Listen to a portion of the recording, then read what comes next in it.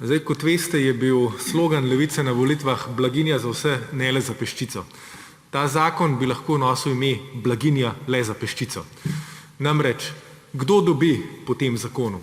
Kdo dobi skozi to razdelitev, ki jo na novo rišete? Dobijo najprej 4300 najbolje plačanih v državi, se pravi tisti, ki zaslužijo nad 70 tisoč evrov na leto, ker se jim bo znižala dohodnina. Dobijo direktorji, ki si bodo lahko izplačevali manj obdavčene božičnice, dobi zgornjih 10% upokojencev, tisti, ki imajo penzije nad 1500 evrov, in dobi 1% prebivalstva, tisti odstotek, ki bolj kot od svojega dela živi od svojega kapitala, od rent, naložb, najemnin in tako dalje. Zgubijo pa vsi ostali.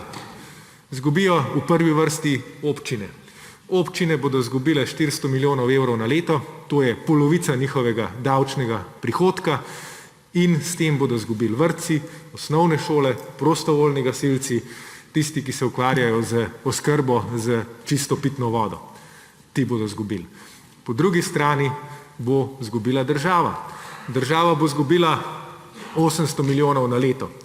800 milijonov evrov na leto je denar, s katerim lahko zgradimo 10 tisoč javnih najemnih stanovanj, 120 novih infekcijskih klinik in tako naprej. Kaj boste vi naredili s tem denarjem? Ta denar boste potisnili v žepe 4300 najbolje plačanim, direktorjem, ki bi imeli malo višje božičnice, zgornjim 10% upokojencev in tistemu 1% prebivalstva, ki že tako ali tako pač živi bolj od svojega premoženja kot od svojega dela. Zakaj točno torej to počnete? Zakaj točno? Slišimo, da bo to imelo neke razvojne učinke. To bo imelo obratno od razvojnih učinkov, ker bo država osiromašena, ker ne bo mogla graditi bolnic, šol, vrtcev ali pa jih celo financirati, bodo vsi s tem na slabšem. Na najboljšem bo samo zgornjih nekaj odstotkov prebivalstva. Slišimo, da boste to kompenzirali in prinesli noter z drugimi davki. To je prej minister govoril. Ampak glejte, če bi hoteli 800 milijonov evrov pokompenzirati, da bi dobili to v dohodnino, bi morali nastati 300 tisoč novih delovnih mest. A mi lahko kdo pri zdravi pameti tukaj zatrdi, da bo tale zakon, ki ga imamo pred sabo, ustvaril 300 tisoč delovnih mest? Vam pa jaz povem, da bo kakšno zaradi tega propadlo, ker ko zmanjšaš državno blagajno za 800 milijonov, bo verjetno treba tudi kje odpuščati ali varčevati ali pa kakšno inštitucijo zapreti. Potem slišimo, kako ta vlada daje in kako se kao delimo na tiste, ki želite delo nagrajevati, in na tiste, ki želimo delo obdavčevati. Glejte, ta vaša vlada je povsem izgubila stik z realnostjo.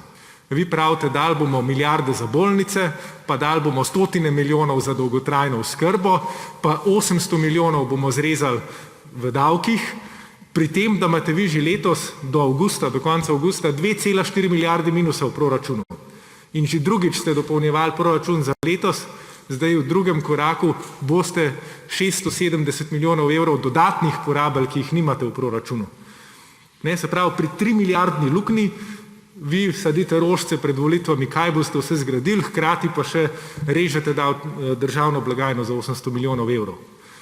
Ne, kolegice in kolegi, ne delimo se na tiste, ki hočete nagrajevati delo, pa na tiste, ki ga hočemo obdavčevati. Delimo se na tiste, ki znamo brati tabele, seštevati in odštevati, in na tiste, ki očitno mislite, da denar raste na drevesu.